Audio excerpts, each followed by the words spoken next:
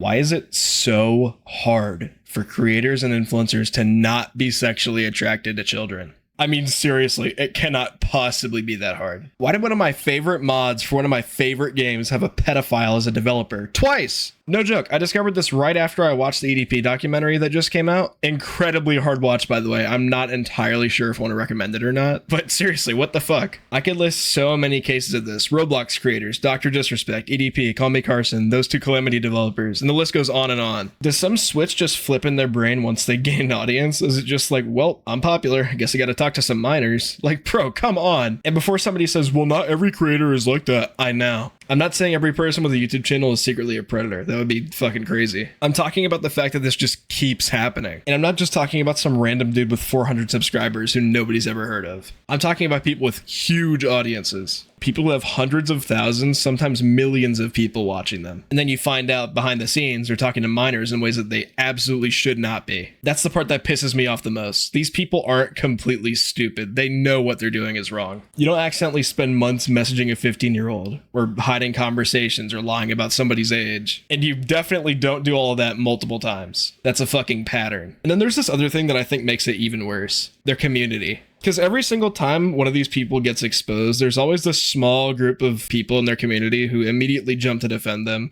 downplay the situation, or just outright deny what they did. He couldn't have done that. He made a mistake. Dude, come on. It's just fucking parasocial. You don't accidentally commit to a conversation with a child. There are people who get exposed, deny everything, get caught lying, and then somehow come back a few months later like nothing happened. And somehow people still watch them, donate to them, and defend them. And this isn't exclusive to YouTubers and game devs. It's musicians, actors, streamers, influencers. Basically anyone who can build a large enough audience can eventually end up in a position where they have access to people who look up to them. If you're a 30-year-old creator with millions of followers and some 14-year-old fan thinks you're the coolest person alive, you have an insane amount of influence over that kid. They see you as someone they admire. Also, it's not just, oh, this person is attracted to minors. It's also the fact that they're exploiting that trust that comes with being a creator. These creators are literally reinforcing a parasocial relationship between themselves and their viewers. And then they use that relationship to get access to someone who is significantly younger and more vulnerable than them. That's fucking predatory. Can we please go 5 minutes without finding out that the person who made our favorite game, mod, song, video, or whatever is secretly a pedophile? Personally,